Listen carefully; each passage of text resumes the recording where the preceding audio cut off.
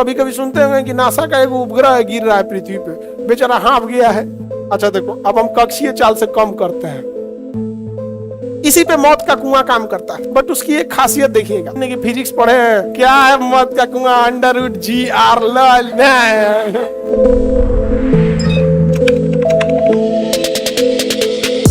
अब ये कोई ग्रह है, ठीक है, कोई भी ग्रह जैसे पृथ्वी ही है, तो अगर हम इस पृथ्वी के बाहर कोई सैटेलाइट छोड़ेंगे ये इसका चक्कर लगाएगा। लेकिन आप देखिएगा, आप एक रस्सी में ईंटा बांध लीजिएगा, ऐसे गोल गोल घुमाइएगा, तो गोल घुमाने के लिए ना आपको एक मिनिमम स्पीड पर पहुंचना पड़ता है। इन्हें कि तनी तनी घुमाएंगे तो गोल घूमेगा ना, मुड़िए पे गिर जाएगा वो। तो एक अच्छा खासा स्पीड चाहिए और उस स्पीड पे वो घूमेगा। उसमें थोड़ा कमी करिएगा ना तो भी घूमेगा घूमेगा, लेकिन आपको एक एहसास हो जाएगा कि अब एकरा से कम कर देंगे ना तो मुड़िए पे गिर जाएगा। उन्हें चाहिएगा ना तो फील आ जाता है यहाँ पे कि अब इससे कम करेंगे ना तो खोपड़िया फोड़ देगा यहाँ पे। तो वह मिनिमम स्पीड जिस पर कोई एक वस्तु किसी दूसरी वस्तु का एक चक्कर लगा लेता है, उसे हम ऑर्बिटल वेलोसिटी या कक्षीय चाल कहते हैं। कक्षीय चाल से ज्यादा रहेगा कोई दिक्कत नहीं, घूमेगा वो, लेकिन उससे कम नहीं रहना चाहिए। अगर कक्षीय चाल से कम हुआ माथा फट जाएगा, कक्षीय चाल से कम होगा तो माथा फट जाएगा। किसी को दिक्कत? तो जिसको माथा फोड़वाना है, एक ईंटा बांध के अब पहले गोल गोल घुमाना उसको कक्षीय चाल में, फिर कक्षीय चाल कम करना, माथा फोड़ देगा आके। उसी तरह ये पृथ्वी के चारों ओर क्या करते हैं, ग्रह चक्कर लगाते हैं। तो चक्कर लगाने के लिए एक मिनिमम स्पीड चाहिए होती है। उस मिनिमम स्पीड को हम कक्षीय चाल या ऑर्बिटल वेलोसिटी कहते हैं। क्या कहेंगे?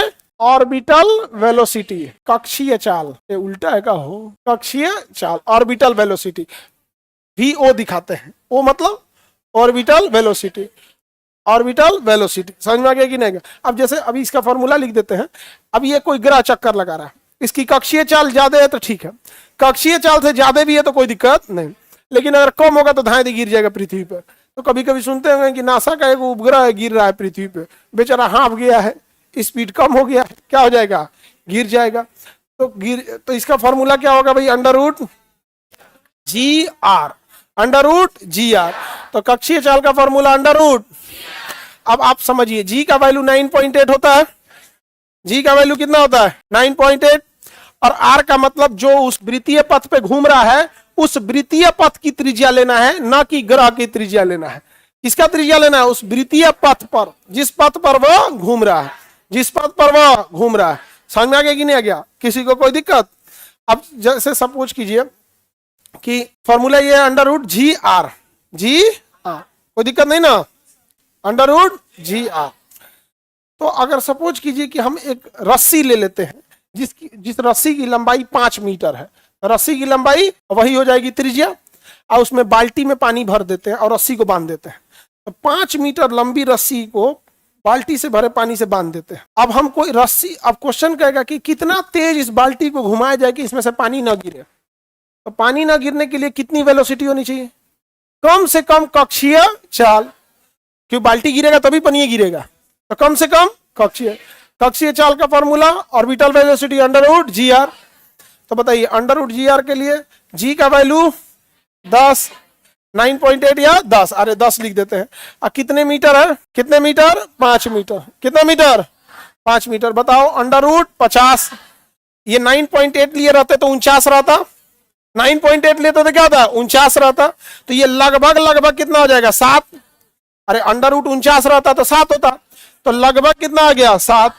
तो उसको 7 मीटर पर सेकेंड से कम स्पीड नहीं होना चाहिए।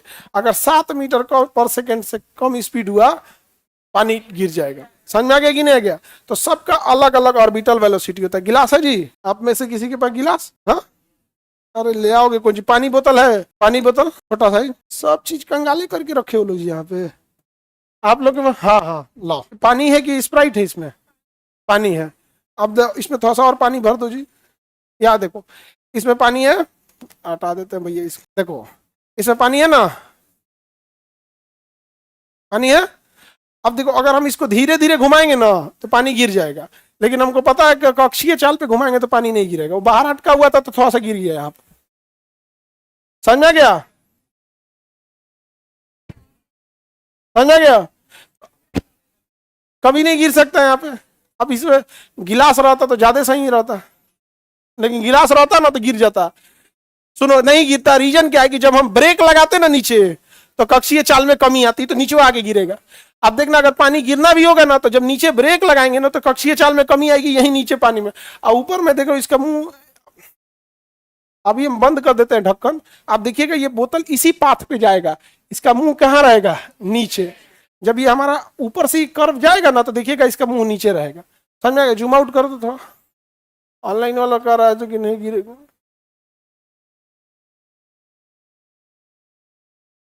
अब ठीक है, पानी गिरेगा। अच्छा, बोतल बंद है अभी फिलहाल बंद है। तो ये कक्षीय चाल से क्या रहना चाहिए? ज्यादा। तो हम एक काम करते हैं कि हमारा हाथ की लंबाई कितनी है, अब इतना तो निकालना पड़ेगा। तो हम दिमाग में बैठा लिए भाई कक्षीय चाल से कम नहीं होना चाहिए, कम हुआ तो गिरेगा, ज्यादा हो गया तो टेंशन नहीं है। हो गया ये वाला फ्लो पाथ हो गया, नहीं गिरेगा। अच्छा देखो, अब हम कक्षीय चाल से कम करते हैं। समझ में गया? पकड़िए। तो कक्षीय चाल का फॉर्मूला √GR। इसी पे मौत का कुआं काम करता है। सर्कस में देखिएगा तो मौत का एक कुआं होता है, गोल पिजड़ा टाइप का होता है, उसमें मोटरसाइकिल ऐसे ही चला देता है, गोल गोल चला देगा। बट उसकी एक खासियत देखिएगा, वो कभी भी उस स्लो स्पीड में नहीं चला सकता, इतना जोर की स्पीड में चलाता है जिसका कोई हद नहीं। और वो पहले मोटरसाइकिल स्पीड कर पहले पूरा कर लेंगे, उनके अंदर प्रैक्टिस होता है। आप पहली बार में लेके नहीं कि फिजिक्स पढ़े हैं, क्या है मौत का कुआं √GR। खत्म कहानी हो जाएगा आपका वहां पे। तो उन लोग का ना प्रैक्टिस किए हुए रहते हैं। ऐसा नहीं कि दो फॉर्मूला याद कर लेंगे तो अपने आप को आइंस्टीन का दामाद मत समझ जाना तुम लोग। तो कक्षीय चाल समझ में आ गया? कक्षीय चाल किसी वस्तु के भारी होने या हल्का होने पर डिपेंड नहीं कर रहा है। पानी बोतल छोटा था या गिलास था या बाल्टी था, इस बात पे डिपेंड ही नहीं किया, क्योंकि फॉर्मूला में कहीं भी मास आया ही नहीं।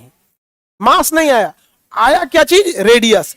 जितने लंबी त्रिज्या रहेगी उतने ज्यादा स्पीड बढ़ाना पड़ेगा, कि त्रिज्या रहेगा ज्यादा, त्रिज्या क्या रहेगा? ज्यादा। तो जैसे जैसे त्रिज्या बढ़ाएंगे ऑर्बिटल वेलोसिटी बढ़ जाएगी। समझ में आ गया कि नहीं आ गया? तो आप बताइए, चंद्रमा का त्रिज्या ज्यादा या पृथ्वी का? पृथ्वी। तो चंद्रमा के बाहर घूमना इजी है, अब पृथ्वी के बाहर घूमना टफ है, क्योंकि पृथ्वी की त्रिज्या ज्यादा, तो कक्षीय चाल ज्यादा रहेगा तभी घूम पाएंगे। सबसे बड़ा ग्रह है बृहस्पति, अतः सबसे ज्यादा त्रिज्या किसकी होगी? तो सबसे ज्यादा घूमना टफ होगा किसके पास? बृहस्पति। उसकी कक्षीय चाल और ज्यादा हो जाए। समझ में आ गया कि नहीं आएगा? तो कक्षीय चाल यानी ऑर्बिटल वेलोसिटी किसे कहा जाता है? कि वह न्यूनतम चाल जिसे प्राप्त कर कोई पिंड किसी वस्तु का एक चक्कर लगा सके, क्या कहलाता है? ऑर्बिटल वेलोसिटी कहलाता है।